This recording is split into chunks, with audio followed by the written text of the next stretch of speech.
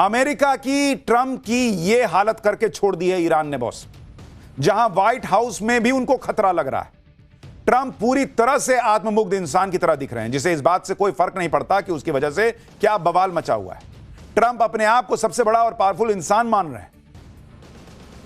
आप सोचिए आज की डेट में ट्रंप और अमेरिका की क्या हालत हो गई। सुपर पावर दुनिया कहती थी, आज वो आदमी बता रहा है कि व्हाइट हाउस में बंकर बन रहा है, वहां की जो खिड़कियां हैं वो बुलेट प्रूफ हैं।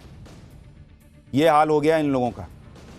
ईरान युद्ध की वजह से दुनिया की इकोनॉमी तबाह हो रही है, लेकिन ट्रंप तो अगले मिशन की बात कर रहे हैं। ट्रंप ने कहा कि ईरान के बाद अगली बारी क्यूबा की। ईरान इनसे संभल नहीं रहा है, ये क्यूबा पर हमले की सोच रहे हैं। ट्रंप को या तो सुबह सुबह उठ के योगा करना चाहिए या उनको इलाज की जरूरत है। अनुलोम विलोम करें, थोड़ा सोचने की शक्ति बढ़ेगी, नहीं तो सारा तार हिल गया लग रहा है। एक युद्ध में दुनिया को फंसा के कह रहे हैं मैं क्यूबा पे चलूंगा अब हमला कर। ट्रंप जिस तरह से क्यूबा और ग्रीनलैंड की बात फिर से करने लगे हैं, उसी को लेकर कुछ लोग कह रहे हैं कि ईरान से निकलने के लिए वो किसी और मोर्चे पर अमेरिका को लगा सकते हैं। लेकिन ईरान से निकलने के लिए ट्रंप के लिए जरूरी है कि ईरान से कोई अच्छी डील तो हो। भाई पब्लिक को कुछ दिखाएंगे तो कि भाई मैंने ईरान के साथ ये डील की या मैंने ये युद्ध सच में जीत लिया है। क्या बोलेंगे कि नहीं मैं निकल आया। ट्रंप की दिक्कत ही यही है कि ईरान अड़ा हुआ है। उसने भी कह दिया है कि वो लड़ता रहेगा। उसने कह दिया कि ट्रंप की शर्तें जायज ही नहीं है। ट्रंप ने जो नई धमकी दी है उसका भी ईरान मजाक बना रहा है। ईरान की मीडिया की तरफ से ट्रंप का मजाक उड़ाते हुए कहा गया कि ट्रंप की धमकी पर ईरान ने पॉजिटिव रिस्पॉन्स दिया है, स्ट्रेट ऑफ हॉर्मुज को खोल दिया है, लेकिन सिर्फ 2 चाइनीज तेल के टैंकर्स के लिए। भाई वो इनसे मजे कर रहा है, ईरान मजे ले रहा है इनसे, और ये यहां पैर पटक रहे हैं। ट्रंप धमकी पे धमकी दिए जा रहे हैं, ईरान लोड ही नहीं ले रहा। ऐसा इसलिए कि ट्रंप 1 महीने से यही बातें कर रहे हैं, ईरान को खत्म कर दिया, बर्बाद कर दिया, लेकिन अब तक वो स्ट्रेट ऑफ हॉर्मुज तक खुलवा नहीं पाए। और इसी के चक्कर में ट्रंप की वजह से पूरी दुनिया पिस रही है। आप और हम पिस रहे हैं बॉस, सिर्फ इस एक आदमी की सनक की वजह से, क्योंकि दुनिया भर की तेल गैस की सप्लाई रुकी पड़ी है। ट्रंप की हरकतों की वजह से अमेरिका के सहयोगी देश भी अब साथ छोड़ रहे हैं। अमेरिका के सहयोगी देश अब ईरान युद्ध से दूरी बना रहे हैं। ट्रंप को डायरेक्ट मैसेज दे रहे हैं कि बॉस तुमने शुरू किया, तुम झेलो, हमको मत बोलो। आप देखिए कि ब्रिटेन ने कह दिया है कि हम अपने सैनिक नहीं भेजेंगे, हमारे लिए देश के लोगों का हित सबसे पहले, इसलिए हम मिडिल ईस्ट के संघर्ष में नहीं उलझ रहे हैं। स्पेन ने कहा है कि ईरान पर हमले के लिए जा रहे किसी भी अमेरिकी विमान को स्पेन से होकर गुजरने की इजाजत ही नहीं है। इटली ने कह दिया है कि हम इस युद्ध का समर्थन नहीं करते हैं। जर्मनी के राजनीतिक दल मांग कर रहे हैं कि अमेरिकी सैनिकों को देश से बाहर करो। यानी हर तरफ डोनाल्ड ट्रंप का विरोध हो रहा है, थू-थू हो रही है, छीछा लेदर हो रही है। आप देखिए कि जिस इजराइल के लिए ट्रंप ने ईरान के खिलाफ युद्ध छेड़ दिया, वो इजराइल भी ईरान में ट्रंप के ग्राउंड ऑपरेशन के प्लान से कन्नी काट रहा है। मीडिया रिपोर्ट्स के मुताबिक इजराइल के पीएम बेंजामिन नेतन्याहू ने ईरान के अंदर घुसकर ग्राउंड ऑपरेशन करने से हाथ पीछे खींच लिए हैं। इजरायली मीडिया के मुताबिक यह फैसला देश की अपनी सीमाओं पर सुरक्षा बनाए रखने और दक्षिणी लेबनान में हिजबुल्लाह के खिलाफ अभियान पर फोकस करने की वजह से लिया गया है। हालांकि चर्चा यह भी है कि ईरान की जवाबी तैयारी को देखकर इजरायली सेना ने अपनी रणनीति बदल ली। यानी इजराइल तक अमेरिका के साथ नहीं घुसना चाहता ईरान के अंदर, और इसीलिए ईरान कह रहा है, जब यह बात चल रही है ना कि अमेरिका के सैनिक घुसेंगे, ईरान बड़ा बड़ा छाप रहा है, वेलकम टू हेल। वो कह रहा है आओ तुम्हारे लिए नरक बना देंगे, तुम्हारा इंतजार कर रहे हैं हम, भूसा भर देंगे तुम्हारे सैनिकों में और तुम्हारे सैनिकों को ताबूत में भर के भेजेंगे। वो वीडियो बना बना के अमेरिका को और बोल रहा है कि आओ ना, बैठे हैं हम तुम्हारे लिए। डोनाल्ड ट्रंप हर बीतते दिन के साथ अकेले पड़ते जा रहे हैं। उधर ईरान अमेरिका पर हमले करता चला जा रहा है, हमला झेल भी रहा है, मार भी खा रहा है, लेकिन मारता भी जा रहा है। सबसे बड़ा झटका ईरान ने तब दिया जब अमेरिकी वायुसेना के अवाक्स प्लेन को फोड़ दिया। सऊदी अरब के प्रिंस सुल्तान एयरबेस पर मिसाइल और ड्रोन अटैक में ईरान ने अमेरिकी वायुसेना की उड़ती आंख माने जाने वाले प्लेन को फोड़ने का दावा किया है, और देखिए कैसे उसके परखच्चे उड़ गए। ईरानी मीडिया की तरफ से जारी तस्वीरों में अमेरिकी वायुसेना के E-3 सेंट्री एवैक्स यानी airborne warning and control system का प्लेन जो है वो बीच से टूटा हुआ नजर आ रहा है।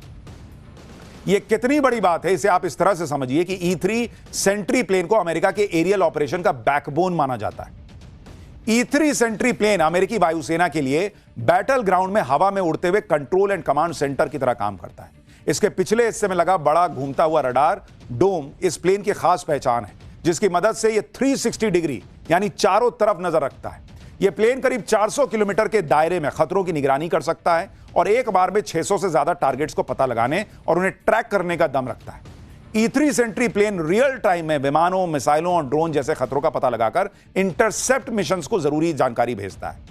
इसकी कीमत $700 मिलियन यानी करीब 6,500 करोड़ रुपए से ज्यादा पड़ती है। और ईरान दावा कर रहा है कि मैंने उसको फोड़ दिया, मतलब ईरान ने उसको फोड़ दिया। यानी डोनाल्ड ट्रंप और अमेरिका की सिर्फ इकोनॉमी को नुकसान नहीं हो रहा, अमेरिका की सुपर पावर वाली छवि की धज्जियां उड़ रही हैं। ईरान के हमले में E3 सेंट्री प्लेन का तबाह हो जाना अमेरिका के लिए इसलिए भी बड़ा झटका माना जा रहा है क्योंकि अमेरिकी वायुसेना के पास ऐसे सिर्फ 15 से 16 प्लेन बचे हैं, जिसमें से अमेरिका ने 6 प्लेन खाड़ी देशों में तैनात कर रखे थे। एक E3 सेंट्री अवाक्स के तबाह होने का मतलब है खाड़ी देशों में अवाक्स की तैनाती को 16% का नुकसान होना। इससे अमेरिका बेस पर खतरा और ज्यादा बढ़ जाएगा। अमेरिकी सेना के लिए झटका इसलिए भी हैरान करने वाला है क्योंकि प्रिंस सुल्तान एयरबेस की सिक्योरिटी के लिए अमेरिकी एयर डिफेंस सिस्टम थार्ड और पैट्रियट तैनात किए गए। उसके बावजूद इसको फोड़ दिया ईरान ने। और आप सोचिए अमेरिका के हथियार कौन खरीदेगा? आर्म्स लॉबी का क्या होगा?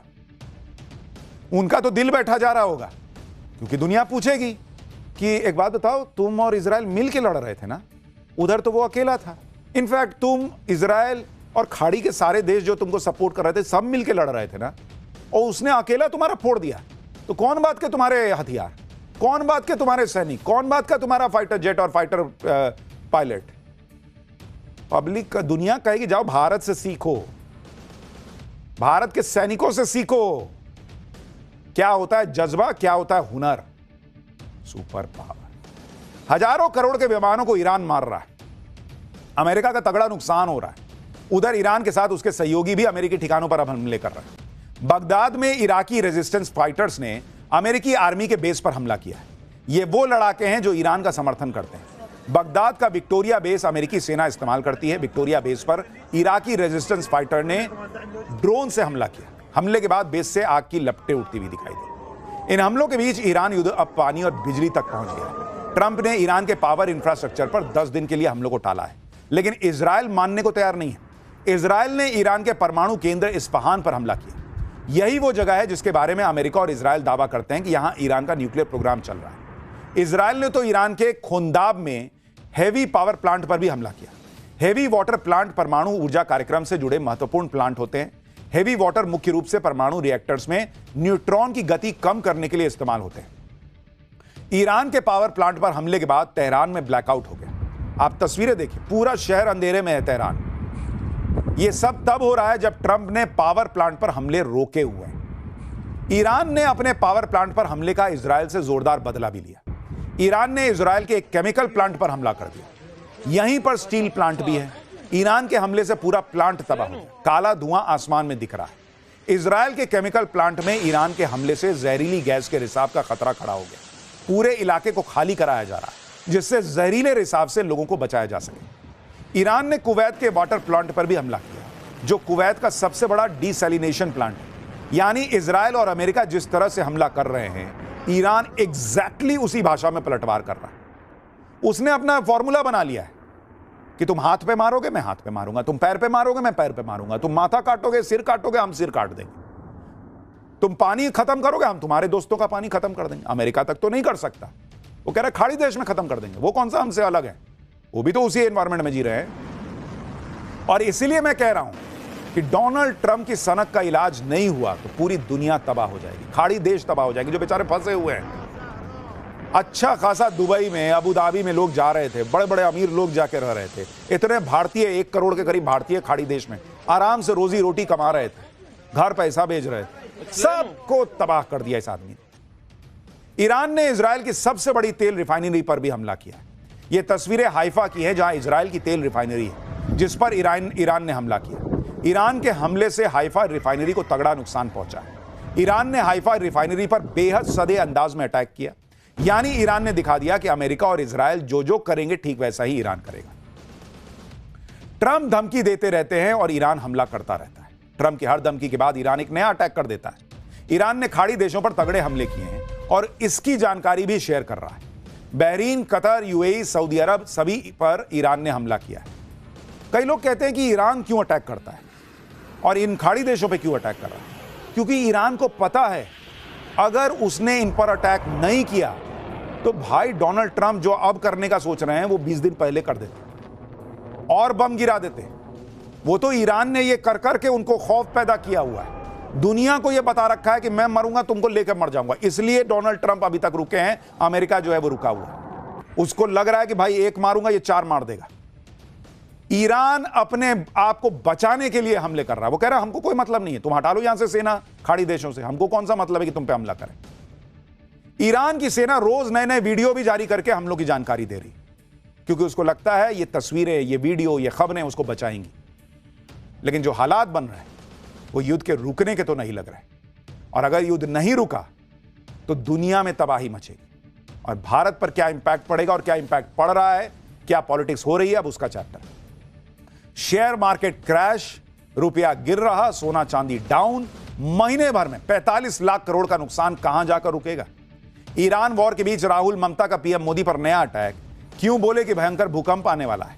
25, 50 और 100 ml की बोतल में पाकिस्तान में पेट्रोल मिल रहा है, पाकिस्तान में कैसे गजब हाहाकार मच गया है, अब इसका चैप्टर देखिए। देखते देखते ईरान युद्ध को 1 महीना हो गया और इस महीने भर में दुनिया भर में लोगों को नुकसान हो रहा है। आज भी मार्केट क्रैश हो रहे हैं, पैसा डूबता चला जा रहा है, तेल के दाम किसी के संभाले नहीं संभल रहे, दुनिया भर के देश एनर्जी क्राइसिस से जूझ रहे हैं। कहीं कहीं तो एनर्जी लॉकडाउन लग चुका है, बूंद बूंद फ्यूल बचाने की जंग चल रही है और बहुत सारे देशों में ऐसी स्थिति है। इस तरह के क्राइसिस में भारत अछूता तो नहीं रह सकता, तो भारत पर भी इंपैक्ट पड़ रहा है।